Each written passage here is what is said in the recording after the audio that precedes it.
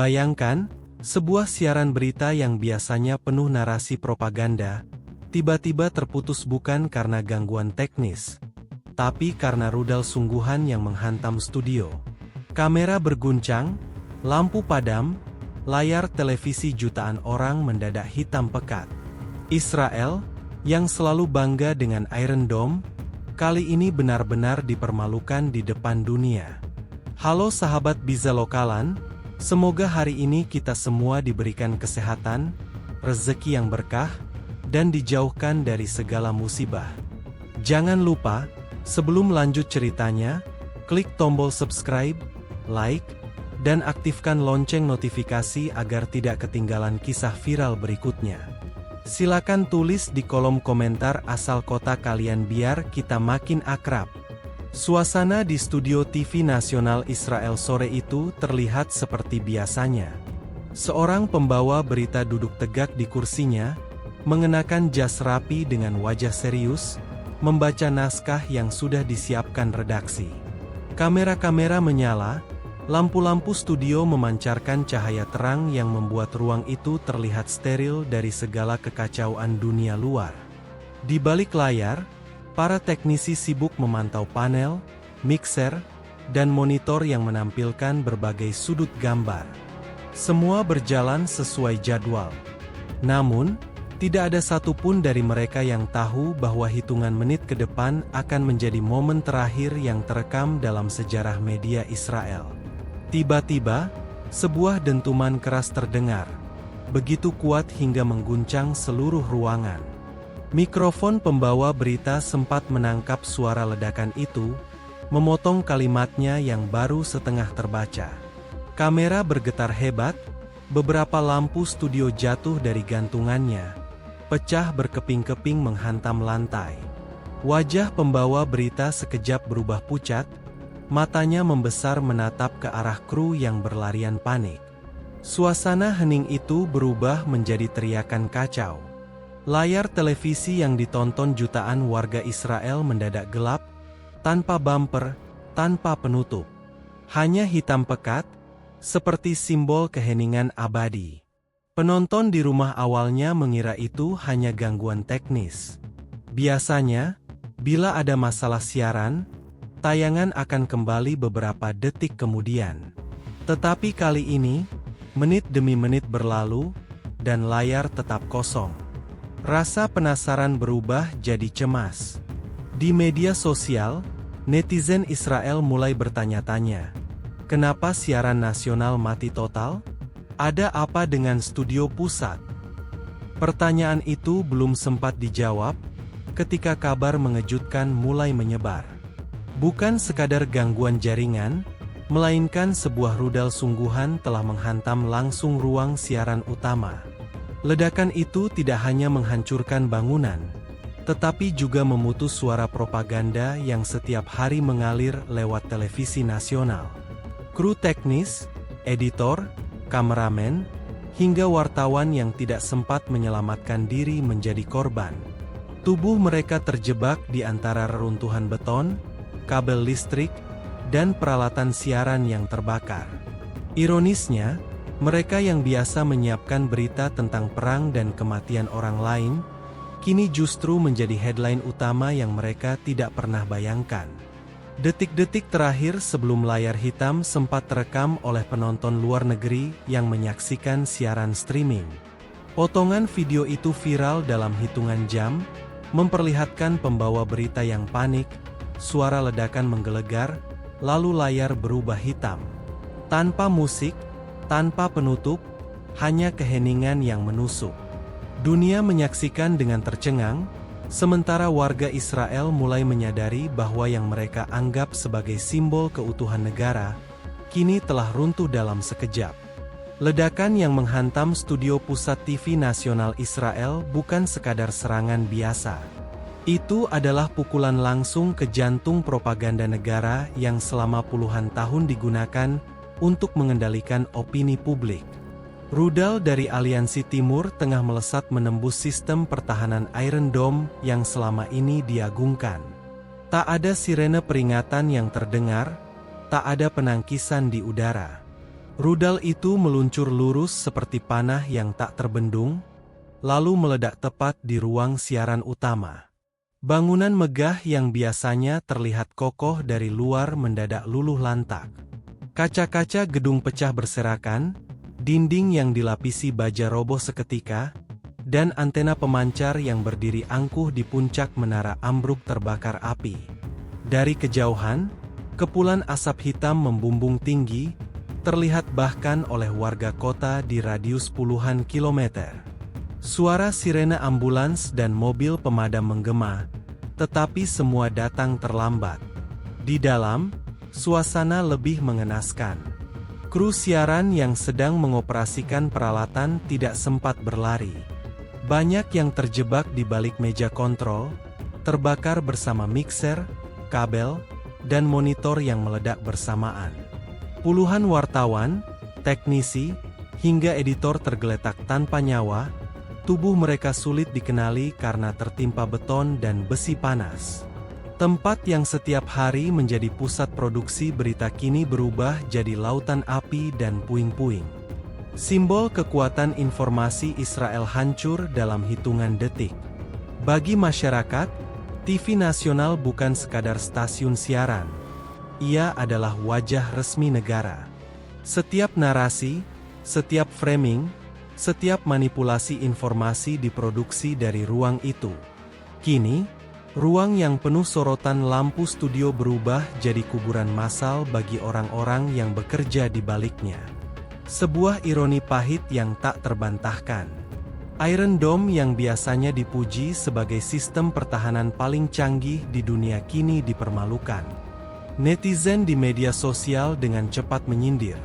Kalau Iron Dome bisa deteksi roket kecil, kenapa rudal sebesar itu bisa lolos?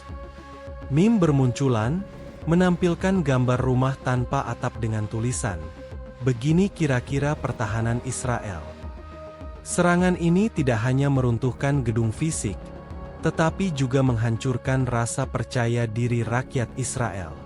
Jika studio pusat yang dijaga ketat bisa ditembus, bagaimana dengan fasilitas lainnya? Pertanyaan itu bergaung di benak masyarakat. Kementerian Pertahanan pun kehilangan wibawa karena gagal menjaga simbol penting negara. Media internasional segera menyoroti insiden ini. Saluran televisi Arab dan Asia menayangkan ulang rekaman singkat detik-detik sebelum layar hitam. Dunia menyaksikan bagaimana wajah pembawa berita berubah pucat ketika dentuman mengguncang, seolah-olah sejarah sedang menuliskan bab baru di hadapan jutaan mata. Serangan ini bukan sekadar aksi militer, tapi juga strategi psikologis untuk memperlihatkan bahwa Israel tidak hanya bisa diserang di garis depan, melainkan juga di ruang tamu rakyatnya sendiri, melalui layar televisi. Rudal itu membawa pesan jelas. Aliansi Timur Tengah tidak akan tinggal diam menghadapi narasi sepihak yang terus menyudutkan Palestina. Jika kamera dipakai sebagai senjata propaganda, maka rudal datang untuk mematikannya. Israel pun terdiam, bukan hanya karena sinyal siaran terputus, tetapi karena simbol kebanggaan mereka runtuh menjadi debu. Ketika layar televisi nasional mendadak gelap, jutaan warga Israel sontak kebingungan. Awalnya, banyak yang mengira itu sekadar gangguan teknis. Mereka menunggu beberapa menit dengan harapan siaran kembali normal, seperti biasanya ketika ada masalah jaringan. Namun, menit demi menit berlalu tanpa tanda-tanda pemulihan. Dari ruang tamu, kantor, hingga kafe-kafe, orang-orang mulai panik. Saluran televisi swasta akhirnya memotong tayangan mereka, mengumumkan bahwa gedung TV nasional mengalami insiden serius. Alih-alih menenangkan, pengumuman itu justru menambah kepanikan. Tidak ada detail jelas, hanya kalimat singkat yang menimbulkan lebih banyak pertanyaan daripada jawaban. Telepon darurat dan media sosial penuh dengan desas-desus. Ada yang bilang kebakaran, ada yang bilang gempa, hingga ada yang menyebut serangan rudal. Kepanikan rakyat Israel kontras dengan reaksi dunia maya internasional. Dalam hitungan jam, Potongan video detik-detik terakhir siaran tersebar luas di media sosial. Rekaman itu memperlihatkan pembawa berita yang tiba-tiba terdiam saat suara ledakan keras memutus ucapannya. Kamera berguncang, lampu padam, lalu layar berubah hitam total. Video singkat itu menjadi viral dan dijadikan bahan olok-olok. Komentar sarkastis bermunculan. Seorang netizen menulis, "Akhirnya sensor di Israel benar-benar jalan. Sensor rudal." Ada pula yang menambahkan, "Breaking news kali ini benar-benar breaking sampai gedungnya ikut di-break." Meme bertebaran, mengedit cuplikan siaran terakhir dengan tulisan, "Season Finale," seolah-olah acara TV Israel sudah tamat. Dark jokes semakin ramai, headline terakhir mereka adalah kematian mereka sendiri. Di platform media Arab, reaksi jauh lebih pedas. Banyak warganet menilai bahwa serangan itu bukan hanya tentang rudal, melainkan tentang mengakhiri monopoli narasi. Selama ini, TV nasional Israel dianggap sebagai corong propaganda resmi negara, menyudutkan Palestina dan menyembunyikan fakta di lapangan. Kini, ironi pahit terjadi. Kamera yang biasa mereka gunakan untuk mengatur cerita, justru merekam kehancuran mereka sendiri. Sementara itu, di Israel, masyarakat mulai kehilangan rasa percaya. Jika media pusat bisa hancur begitu saja, apalagi yang bisa mereka andalkan sebagai simbol stabilitas? Rasa cemas bercampur dengan marah. Pemerintah tidak segera memberikan keterangan resmi, membuat kebingungan semakin meluas. Di dunia internasional, para pengamat menyebut fenomena ini sebagai pukulan psikologis terbesar bagi Israel dalam beberapa tahun terakhir. Bukan hanya militer yang diserang, tetapi juga moral dan kepercayaan publik. Netizen global menyorot satu hal. Dalam era digital, kekalahan narasi bisa lebih menyakitkan daripada kekalahan di medan perang. Dan Israel merasakannya secara langsung. Singkatnya, kepanikan rakyat di dalam negeri bertabrakan dengan gelombang sarkasme dunia maya di luar negeri. Dua reaksi berbeda yang sama-sama menunjukkan satu hal. Serangan ini tidak hanya menghancurkan gedung, tetapi juga mengguncang citra Israel di mata dunia. Bagi masyarakat Israel, televisi nasional bukan sekadar sebuah stasiun siaran, melainkan simbol identitas dan keutuhan negara. Setiap hari, dari pagi hingga malam, saluran itu menjadi corong resmi pemerintah, menyampaikan kebijakan, menyiarkan berita perang, hingga membentuk opini publik tentang Palestina. Ketika studio pusat itu berdiri, ia digadang-gadang sebagai benteng informasi. Namun, dalam satu kali hantaman rudal, simbol yang dijaga ketat itu runtuh seketika. Runtuhnya gedung TV nasional membuat rakyat Israel merasakan pukulan yang lebih dalam daripada sekadar kehilangan sebuah bangunan. Gedung itu ibarat panggung utama tempat negara mengatur narasi besar. Kini panggung itu kosong, hancur berantakan, dan berubah menjadi reruntuhan yang penuh asap serta darah. Narasi yang selama ini digarap rapi mendadak putus di tengah kalimat, tak sempat dibuat versi penyelamatannya. Reaksi rakyat pun beragam.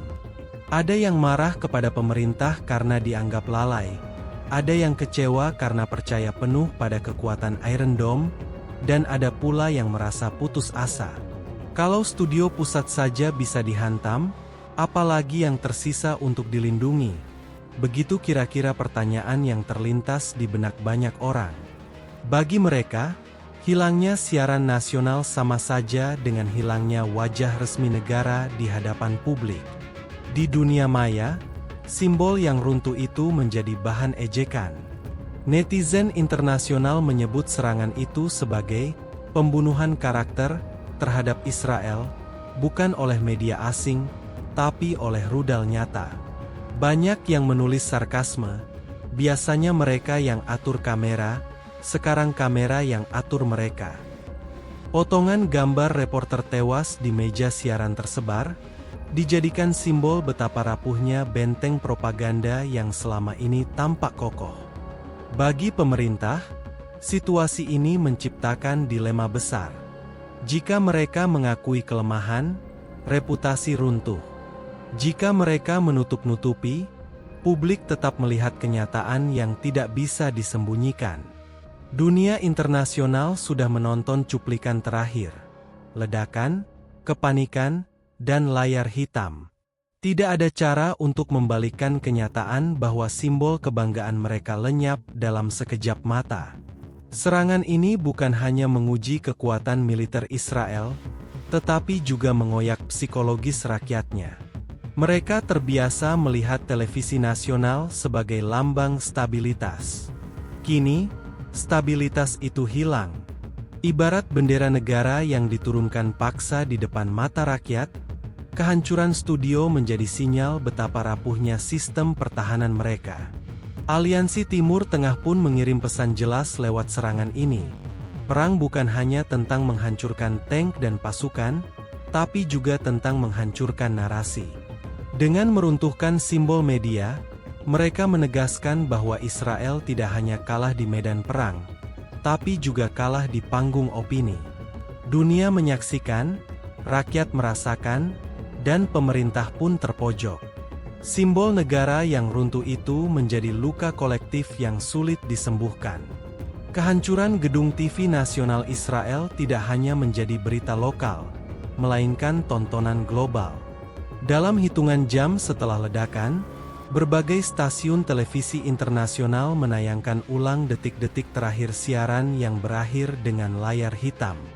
Saluran media Arab menekankan betapa rapuhnya sistem pertahanan Israel, sementara media Eropa dan Asia menyebut insiden itu sebagai tamparan telak bagi negara yang selama ini dikenal dengan intelijen canggih dan pertahanan udara modern.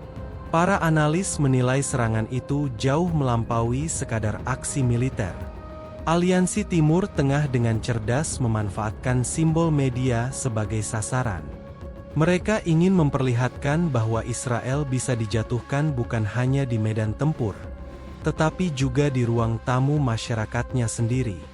Dengan memutus siaran nasional, aliansi berhasil menusuk moral publik secara langsung, membuat rakyat kehilangan salah satu sumber utama informasi. Di dunia maya, video terakhir pembawa berita yang terputus oleh suara ledakan viral tanpa henti. Netizen dari berbagai negara membanjiri komentar dengan nada sarkastis. Ada yang menulis, "Breaking news paling jujur sepanjang sejarah. Langsung putus." Ada juga yang menyamakan kejadian itu dengan serial televisi, menambahkan teks, episode terakhir, di potongan layar hitam. Bagi banyak orang, ironi itu begitu kuat hingga sulit dilewatkan. Negara-negara Barat bereaksi dengan kecaman, namun nada mereka terdengar lebih lemah daripada biasanya. Sebagian pihak menilai serangan itu menargetkan institusi propaganda, bukan warga sipil biasa. Hal ini membuat dukungan yang biasanya bulat untuk Israel menjadi goyah. Sementara itu, negara-negara Timur Tengah justru merayakan keberhasilan strategi ini. Di layar-layar televisi mereka, serangan itu dipresentasikan sebagai bukti bahwa kekuatan narasi Israel bisa dipatahkan. Di Israel sendiri, publik merasakan tekanan psikologis berat. Kehilangan TV nasional bukan hanya soal hiburan atau berita, melainkan soal rasa aman. Setiap kali menyalakan televisi, mereka terbiasa melihat wajah pembawa berita yang menyampaikan narasi negara. Kini, yang mereka temui hanyalah layar kosong atau tayangan darurat dari saluran swasta yang tidak punya otoritas sebesar TV nasional. Kekosongan itu menimbulkan rasa cemas yang sulit ditenangkan. Banyak pengamat menyebut bahwa serangan ini adalah strategi jitu perang informasi. Rudal memang menghancurkan bangunan, tetapi pesan sebenarnya adalah, siapa yang menguasai informasi, menguasai moral publik. Dan untuk pertama kalinya dalam sejarah, Israel harus menelan kenyataan pahit bahwa narasi mereka bisa dipatahkan begitu saja, di depan mata seluruh dunia. Dengan runtuhnya studio pusat, dunia menyaksikan perubahan besar dalam lanskap konflik. Israel kehilangan wajah resmi yang biasa mereka tampilkan ke dunia. Kini, wajah itu hancur berdebu, tergantikan oleh potongan gambar reporter panik, lampu studio yang jatuh, dan layar hitam yang membisu. Dunia melihat, dunia menilai, dan dunia mengingat. Tim penyelamat tiba beberapa jam setelah ledakan, mendapati pemandangan yang sulit dilupakan. Reruntuhan beton menutupi hampir seluruh ruang siaran, kabel-kabel listrik terjulur hangus, dan kamera yang biasanya merekam berita kini hancur berkeping-keping. Di antara puing itu, jasad para wartawan, teknisi, hingga editor ditemukan dalam kondisi mengenaskan. Sebagian terbakar, sebagian lain tertimpa besi berat, bahkan ada yang sulit dikenali. Ruang yang dahulu penuh dengan suara berita kini hanya dipenuhi asap, debu, dan keheningan. Ironisnya, orang-orang yang setiap hari menyiarkan berita kematian dan tragedi di luar sana, kini justru menjadi headline terbesar dari kisah kematian mereka sendiri. Potongan gambar reporter yang tewas di meja siaran menyebar cepat di media sosial, menjadi simbol tragis sekaligus bahan olok-olok. Netizen menulis komentar pedas. Biasanya mereka ngedit footage buat manipulasi. Sekarang footage terakhirnya uncut, no filter. Dark jokes lain menyebut, akhirnya Israel punya reality show baru, Dead Anchor as Life. Pemerintah Israel mencoba mengendalikan informasi dengan mengumumkan jumlah korban secara samar, tanpa angka pasti. Namun, foto dan video yang beredar di dunia maya jauh lebih cepat menyebar daripada klarifikasi resmi. Upaya meredam kepanikan justru memperburuk situasi, karena publik merasa pemerintah tidak jujur. Saluran TV swasta yang mencoba mengisi kekosongan juga tidak mampu menggantikan wibawa media nasional yang hancur bersama studionya. Dampaknya bukan hanya pada level fisik, melainkan juga psikologis dan politis. Israel terbiasa mengandalkan media nasional sebagai senjata propaganda, mengatur narasi tentang perang dan keamanan. Kini narasi itu runtuh, bersama dengan kredibilitas pemerintah di mata rakyatnya. Pertanyaan besar menggantung, jika simbol utama informasi saja bisa dihancurkan, apalagi yang masih bisa dipertahankan? Bagi Aliansi Timur Tengah, pesan mereka telah tersampaikan dengan jelas. Dalam pernyataan resmi, juru bicara mereka mengatakan bahwa jika kamera dipakai untuk menembak opini, maka rudal akan dipakai untuk mematikannya. Pernyataan itu menjadi pukulan telak, menunjukkan bahwa perang modern bukan hanya tentang misil dan senjata, tapi juga tentang siapa yang mengendalikan cerita. Dunia menyaksikan dengan pandangan beragam. Organisasi Wartawan Internasional mengutuk serangan itu, menyebut jurnalis seharusnya dilindungi. Namun banyak pihak lain menilai wartawan Israel bukan sekadar jurnalis, melainkan bagian dari mesin propaganda. Pandangan ini memicu perdebatan panjang di forum-forum internasional. Sementara itu, di media sosial, sarkasme tetap mendominasi. Potongan layar hitam disebut-sebut sebagai berita paling jujur sepanjang sejarah Israel. Kini, reruntuhan studio itu berdiri sebagai pengingat pahit. Sebuah simbol yang selama ini terlihat gagah, dalam satu ledakan berubah menjadi monumen kematian. Masyarakat Israel terdiam, sementara dunia mengingat kejadian itu sebagai bukti bahwa bahkan propaganda paling kuat pun bisa hancur bersama bangunannya. Ironi ini menutup siaran mereka dengan cara yang paling kejam. Bukan fade out, bukan musik penutup, melainkan layar hitam abadi. Itulah kisah runtuhnya Gedung TV Nasional Israel, sebuah tragedi yang sekaligus menjadi tamparan telak bagi simbol propaganda negara tersebut. Bagaimana menurut kalian? Apakah serangan ini akan mengubah arah konflik atau justru memperkeruh keadaan? Silakan tulis pendapat kalian di kolom komentar. Jangan lupa untuk subscribe, like, share, dan nyalakan lonceng notifikasi, agar tidak ketinggalan kisah viral berikutnya. Semoga kita semua selalu dalam lindungan Allah, diberi kesehatan dan rezeki yang melimpah.